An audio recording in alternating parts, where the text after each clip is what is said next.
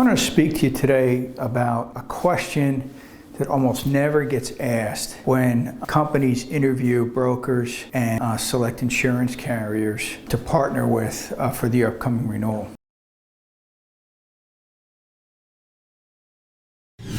How an insurance carrier handles your claim, how they set reserves, has an enormous impact on your future P&L, your profit and loss statement, and your balance sheet. I'll give you an example.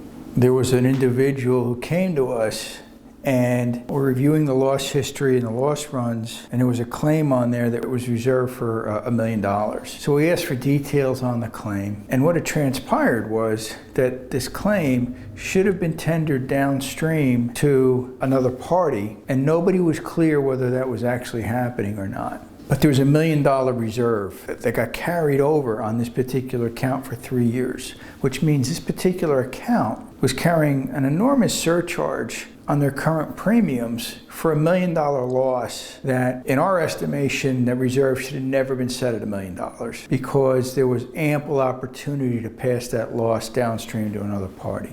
Nobody ever asked the question, walk me through your claims philosophy, how you handle claims, what happens on the back end after they're reported to you, and just sit back. Let them answer the question.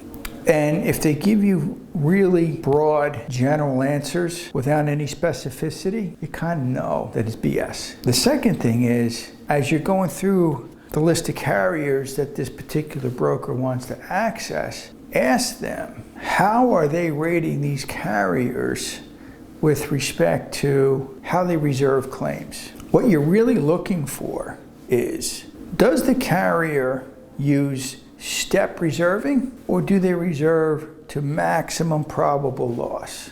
Step reserving is when they look at the file by committee, and as the fact pattern emerges and as the case and the claim evolves, they will progressively either bump up or move down the claim reserve. Maximum probable loss, they look at the event and say, worst case scenario, this claim could potentially settle for X, and they set the reserve at that super high X level. And there might be like only a 1 or 2% chance that it's going to settle at that $1 million, but that's what they do. And there are carriers out there that figured out it's a profit center for them to do that. So when they set that maximum probable loss at $1 million, it makes you completely unattractive to everybody else, so it kind of locks you into this particular carrier. Now, what this carrier will do is, as the claim continues to progress, eventually they get a place where they're going to settle it. And it's at that time, that $1 million claim gets taken down to maybe a $50,000 settlement. And they close the file out for $50,000. But in the meantime, they just surcharge the hell out of you for the last 3 to 4 years on a claim that should have never been reserved at that. That's the problem with maximum probable loss.